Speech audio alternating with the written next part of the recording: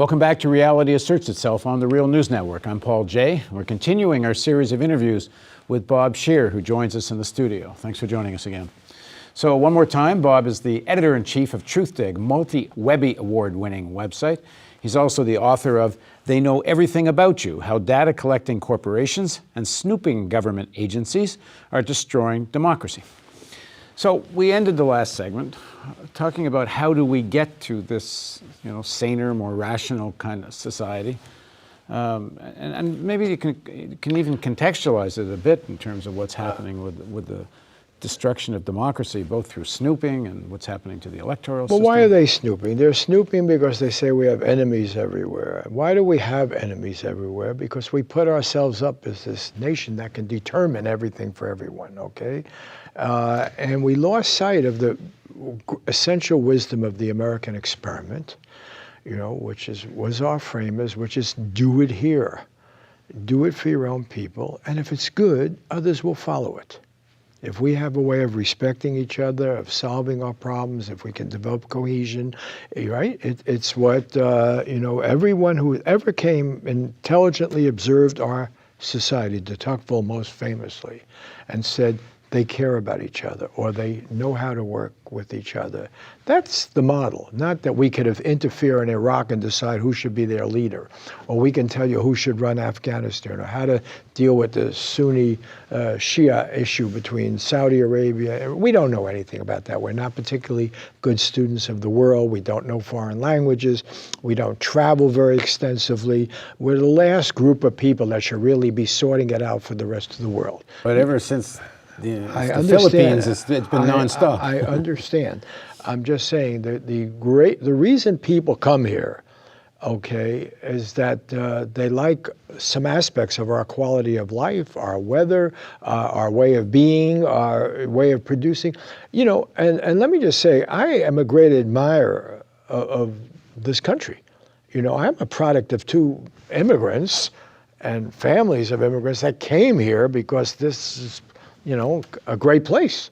And I think, I know my parents went to their death thinking they made a right choice, okay? And so I'm a big believer in the American experiment, not as something that has succeeded in every respect or has the answer for everyone else, but there are some very good qualities. So let's take those qualities. We used to have at the heart of it the notion that everyone had to have an equal opportunity. Now, let me qualify the everyone. Yes, we were flawed from the beginning. We had slavery, and after slavery, we had segregation. And yes, women were denied their full right. We know that. But let's just take the key idea, which is that the significant group of the population, okay, the citizens that were supposed to have founded the nation, that they had to have equal opportunity, that they had to be able to succeed, that there had to be cohesion, okay? We would raise the barn together, and we had schools that would work very early on, including universities, that would be publicly funded, okay? And that we would have waterways and highways that would work, and there was a collective responsibility. I read something in TruthDig today that Chris Hedges had an interview with people who were talking about a young hip-hop artists and others, talking about the failure of the American experiment. And they raised an interesting question. It takes you very local, since you like local. What we charge for parking tickets, what we charge for crime, local crime, low level. It turns out that in all of these cities now in America, we're paying for this whole bureaucracy, many of whom don't even live in the city, didn't really experience the economic downturn the way it went there because they had steady jobs, by traffic tickets or by low-level crime fines and so forth. 50% of the budget of these cities that pays for the police, the fire department, everything else is coming from people in a regressive tax. People who can least afford it are paying this, okay? At the same time, in every one of these American cities now, you have this massive homelessness. Disenfranchised people, franchised people who have to beg for a living. I just tried walking from the downtown Baltimore, the train station, to your studio. I was hit up, 15 times by people wanting money. I don't know whether they're homeless or not. They certainly, what they're doing is begging, and at the train station, 2 blocks away, 4 blocks away, here and there. Well, I live in downtown Los Angeles. You can't go anywhere without being hit up all the time. And these people are not faking it. They're cut off. They're cut loose. Okay. You now have a situation where in every American city, the people who are going to be the most successful have mostly turned their back on the public schools, the most sacred American institution. You know, if you go back to Jefferson or anyone, was a notion of public access to ideas, to books, to education.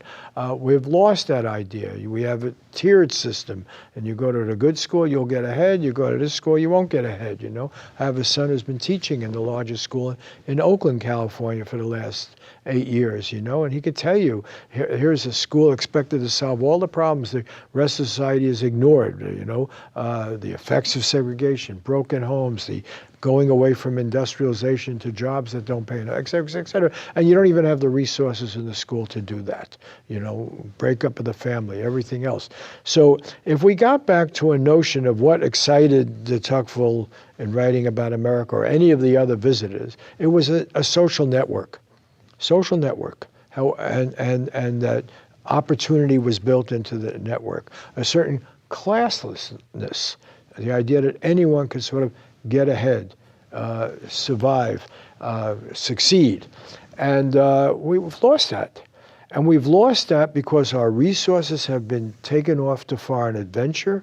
Our focus, our preoccupation has been what is going on with the surge in Iraq, or what is going on, you know, stuff that we have very little ability to control, don't know what to do, and we've taken attention from what should we do here, between here and the train station. What are we doing with our local communities? What are we doing with our schools? Our whole focus. Lost it when? We lost it because of the Cold War. We lost it because of hysteria, but increasingly, it got, what's the right word? It got distorted in absolutely bizarre ways, where now we say we have, well, at least we used to think there's an enemy we can somehow deal with, like the Soviet Union. We can negotiate, we can have understandings. We now have an undifferentiated enemy called terrorism, right? That will, like the rain, you know, like snow, always be with us, right? I mean, there's always going to be some people that are angry. Now, you can do something. We can get people angry with us by dropping drones and killing their family members. You can be rational about it. But there's always going to be non-state actors that are angry with somebody about something, and they're going to do terrible things, seize a bus, blow up something, and so forth, okay? Instead of having a rational discussion about how can we minimize our involvement with all that, which is real, because we are sticking our stick in the eye of all of these things, religious fanaticism, nationalism, what have you, you know.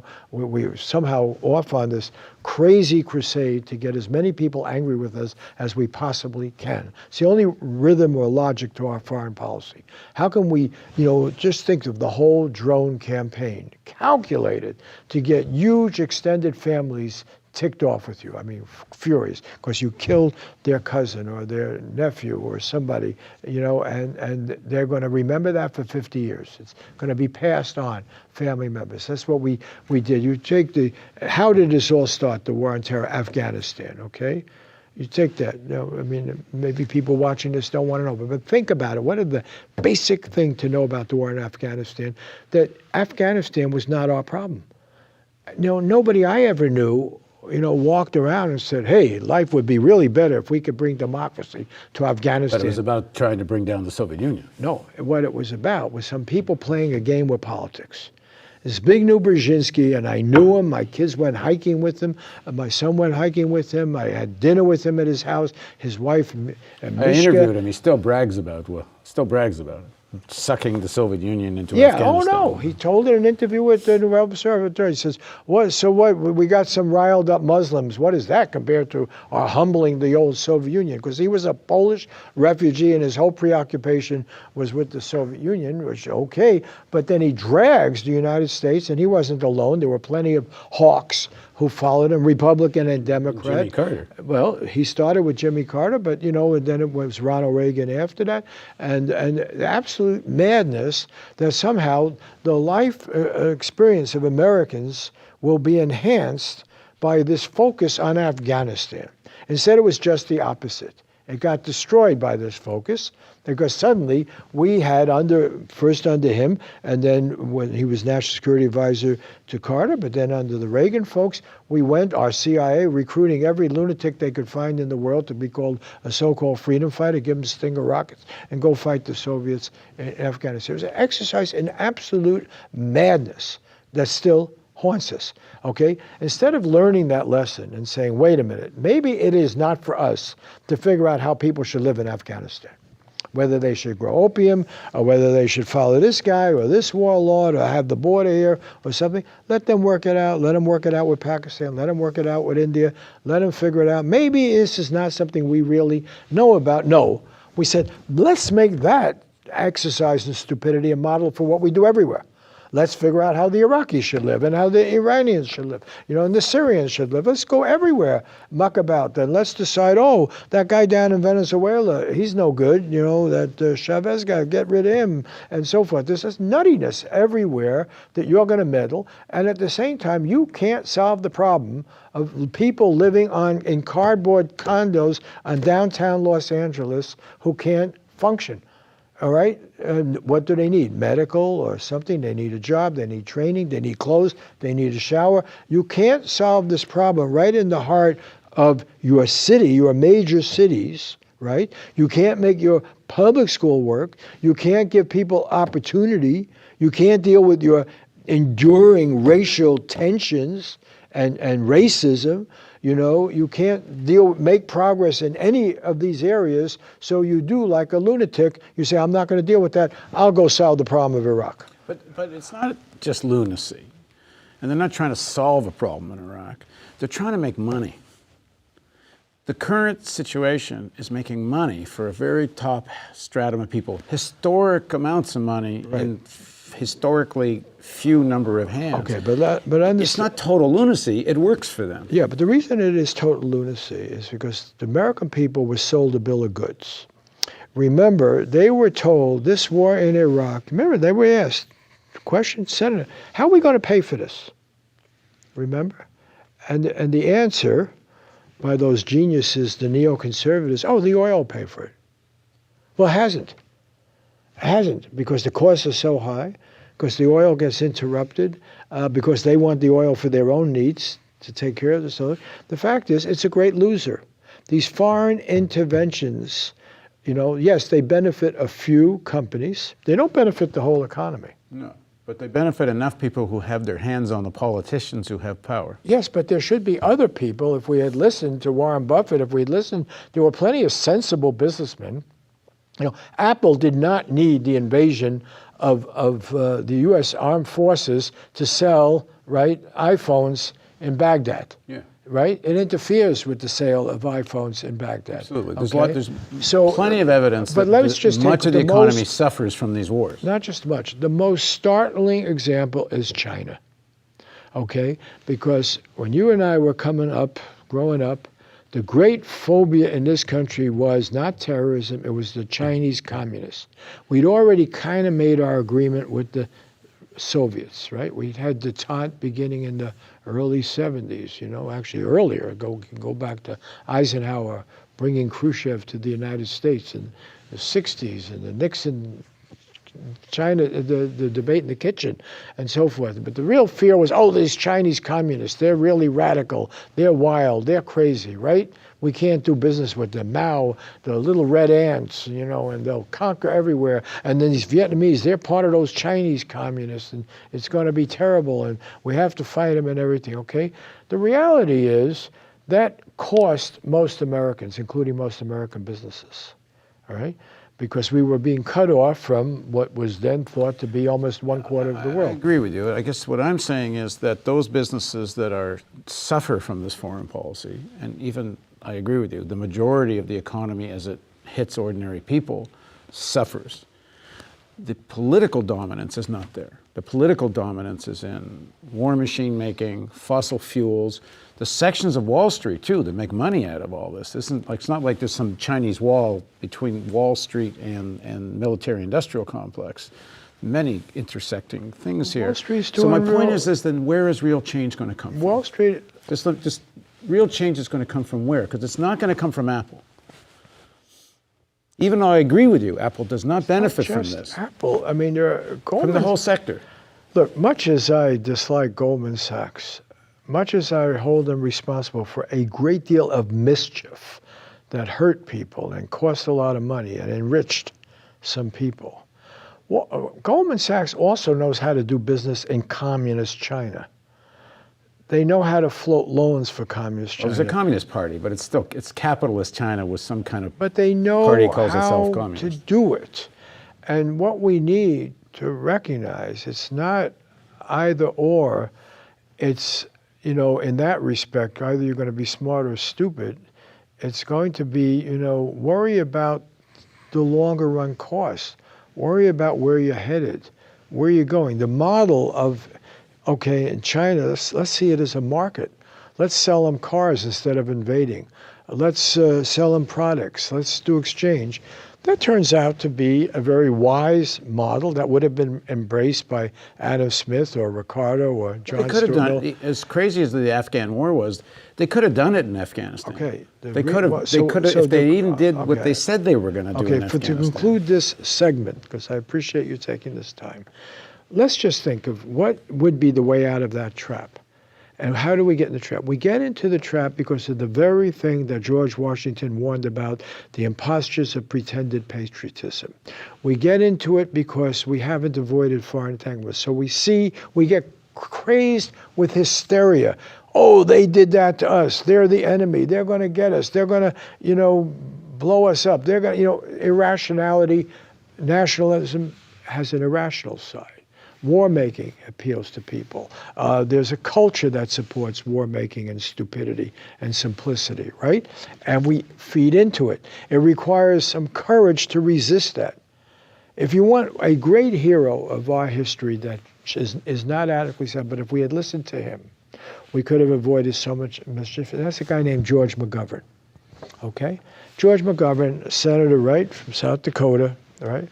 And he came to be ridiculed. He's the one who ran against Richard Nixon, And I remember one time I was on a cruise ship, of all things. The Nation magazine has these cruises, and we were both speakers on this cruise, And he was now an old man. And on this cruise, it's misty at night. We're on our way to Newfoundland, and the water is sweeping over the bridge. And I'm sitting there having a coffee with George McGovern. And I said, Senator, I have great respect for you. But one thing I didn't understand, you ran against Richard Nixon. Richard Nixon had not seen combat in the Navy. He'd been, an honor guard or something, like John Wayne, like all the people maybe hadn't really seen. I said, you won the Distinguished Flying Cross for having all of these bombing runs over Germany, and you saved your crew with a crash landing, and you did these heroic things. And yet when you ran, you were supposed to be the peacenik who wanted to endanger the country. You were supposed to be the peacenik who wouldn't make us safe, who would betray us. You were the warrior, actually, who had helped make us safe. The people criticizing you, they were the chicken hawks. They hadn't fought. I asked George McGovern, I said, why didn't you bring up your war record in a vigorous way when you were being attacked as a appeaser? Why didn't you talk about your winning the Distinguished Flying Cross? And he looked at me and said, I didn't do it because it would have been unseemly. Now, what he meant was he did not want to feed the fans of hysteria, okay? He did not want to play that card because it's a dangerous card. Because why believe the warrior all the time? What if the warrior is wrong? What if the warrior is leading you into another war? He didn't want to use that authority. He wanted to use logic. He wanted to use common sense. He wanted to talk about the real cost of war rather than the rah-rah hysteria. The problem is, and the reason the framers of our Constitution were against empire, is once you get into this war mode, enemy here, once you give up minding your own business, once you have this whole thing, we have to figure out who those people are, and this enemy, and make this alliance. So these foreign entanglements that every one of the founders of this nation, the prominent founders, warned against. Foreign entanglements, every one of them, okay? Because they had studied the experience of England, France, Rome. Once you get into that, hysteria becomes the norm. Ultra-patriotism. Oh, yeah, you know, red or dead, fight them, win, we must win, right? You know, and you never look at the consequence. And the example I use, when I think of how I wasted so much, and I use the word advisedly, wasted, so much of my life arguing about why are we in Vietnam. I wrote a pamphlet about how we got involved, how the U.S. got involved in Vietnam. I wrote so much about it. I edited Rampart. So much I had to do. Why are we there? Why aren't we negotiating a way out? Why don't we get out? And so forth. Oh no, you can't get out because you'll lose everything. We'll lose freedom. We'll lose our integrity. No one will respect us. You know, communism will triumph. It was just nonsense. You knew it on the face. I had been in Vietnam. I'd been in Laos. I'd been in Cambodia. I had traveled. I had actually been in China. I'd certainly been in the old Soviet Union. I said, that's not true. They're not going to be able to conquer, nor do they want to conquer you. They'll probably become more like you. You know, that was the counter argument. But look what happened in Vietnam. We suffered the most ignominious, humiliating defeat in our nation's history in Vietnam. All right? This was their worst case disaster. We didn't negotiate an agreement. We didn't compromise like we're trying to do now with Iran, right? We didn't bring in other nations as we're doing with Iran, you know, to help negotiate. No, we can't do that. We can't have agreement. We go, so forth. But finally, we're forced to because of the Tet Offensive failure and, you know, and all this. So what happens? We have a chaotic. They did achieve something in Vietnam. They proved to the world and the adversaries that America is willing to kill millions of people and tens of thousands of its own people to achieve its objectives. So even if we pulled out, we're willing to spill rivers of blood if that's what it takes. But that wasn't no, I understand what you're saying, but that wasn't what the argument was. Because we said to them, look, all right, you showed your resolve. You have to understand, I'm talking about maybe debating and speaking about this issue and traveling to Vietnam and all this stuff, whether it was with Ramparts or after, you know, I devoted a good chunk of my time to this thing. I wasn't, of course, the only one, but I look back on it. The argument was, you know, because we made that argument, okay, you've shown you have resolve and you've shown you're willing to napalm the whole country and you've shown this, okay, why not have the 7-point peace plan or why not negotiate this? I mean, we were arguing for very limited things. Why not sit down with them or why not be, and you know, there were negotiations, but they kept resisting it. We can't give them this, we can't give them, what do you, okay, so the fact is, you know, they had to get out because it was just all falling apart. They lost militarily. That's what happened. Saigon was collapsing. You had to lift people off the roof of the embassy. It could not be a more brutal, you know, shameful, ignominious defeat militarily from the point of view of the Hawks. My goodness, that's the U.S. Embassy, and we're airlifting people off the roof of the embassy or the nearby building. And we have boat people. It's terrible. I mean, it's all chaotic and suffering and everything. And God, our image in the world is going to be destroyed, and these communists are just going to go off to the races. They're going to control. Now, exactly the opposite happened. America's image in the world improved immediately because much of the world didn't understand what the hell we were doing there, why we were doing it. They were relieved that we were getting out. And these two, Vietnam was supposed to be an extension of communist China, communist Vietnam. They were supposed to go on to conquer everything around them. Quite the opposite happens. They go to war with each other. Go to war with each other, and then they both decide this war thing is really not working very well, and they embrace capitalism. They embrace it, not because they were conquered, but because they found, hey, that kind of state capitalism works better for us than a totally militarized society.